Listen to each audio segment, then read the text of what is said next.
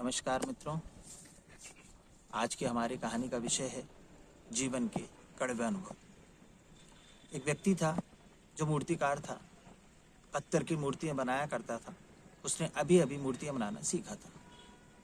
जब भी वो किसी पत्थर को देखता तो उसे मूर्ति के रूप में बनाने का प्रयास करता। एक दिन वह जंगल से जा रहा था, उसे एक बड़ा सा पत्थर दिखा और पत्थर को देखते ही उसने सोचा कि अरे इस बड़े से पत्थर से मैं एक भगवान की सुंदर सी मूर्ति बनाता हूँ। उसने अपने हथौड़े में थैले में से छेनी और हथौड़ा निकाला और उस पत्थर पर चोट करी और सोचा कि मैं इससे एक भगवान की सुंदर सी मूर्ति बनाता हूँ। जैसे ही उसने हथौड़े और छेनी से उस पत्थर पर चोट करना प्रारंभ किया तो उस पत्थर में से आवाज आई कि मुझे मत मारो। मूर्तिकार आश्चर्यचकित हो गया कि आवाज़ कहाँ से आई। वो आजू बाजू देखता है, उसे कोई नहीं दिखता है। वो फिर से अपने काम पे लग जाता है। फिर आवाज़ आती है कि मुझे मत मारो, मुझे दर्द हो रहा है। वह पत्थर उसे कहता है कि जब आप मुझे छेनी हथौड़े की चोट मारते हो तो मुझे दर्द होता है, मुझे मत मारिए। वह व्यक्ति उस बड़े से पत्थर को छोड़कर आगे निकल जाता है। पुनः उसे एक बड़ा सा पत्थर दिखाई देता है। उसे देखकर वह प्रफुल्लित हो जाता है और सोचता है कि चलो इस पत्थर से अब मैं भगवान की बड़ी सी मूर्ति को बनाता हूँ। अपने थैले में से छेनी और हथौड़े को निकालता है और मूर्ति बनाना प्रारंभ करता है।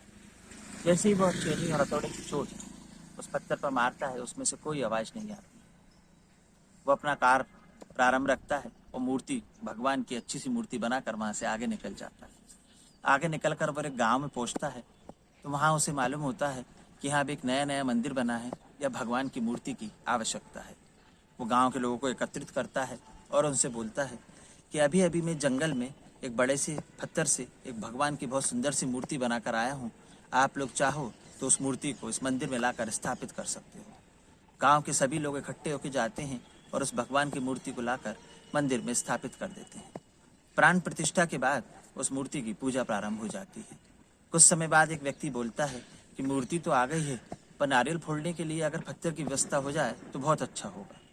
वह व्यक्ति बोलता है कि जहाँ से तुम ये मूर्ति लाए हो उसकी कुछ दूरी पर ही एक बड़ा सा पत्थर है, तुम उस पत्थर को ले आओ और वो पत्थर नारियल फोड़ने के काम आएगा। सब लोग जाकर उस पत्थर को ले आते हैं और मंदिर के बाहर रख देते हैं।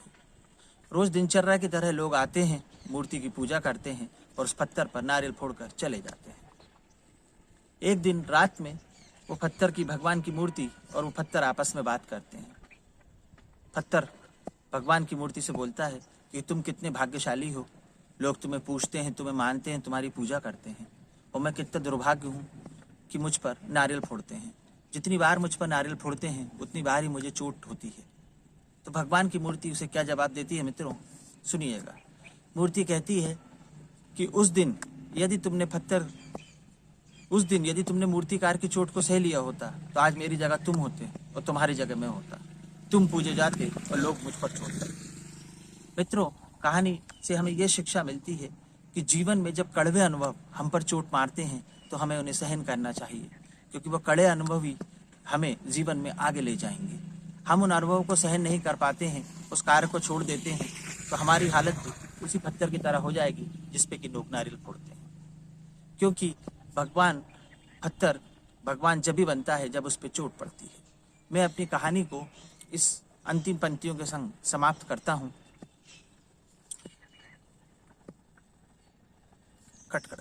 जीवन जीना आसान नहीं होता है, बिना संघर्ष के कोई महान नहीं होता है। जीवन जीना आसान नहीं होता है, बिना संघर्ष के कोई महान नहीं होता है।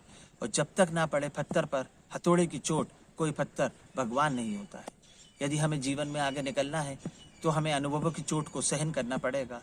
वही चोटें एक दिन आपको अपने कार्य में भगवान बनाएंगी। नमस्कार, मैं कहानी को यहीं समाप्त करता हूँ। कहानी पसंद आए तो लाइक करें, शेयर करें और अन्य लोगों तक पहुँच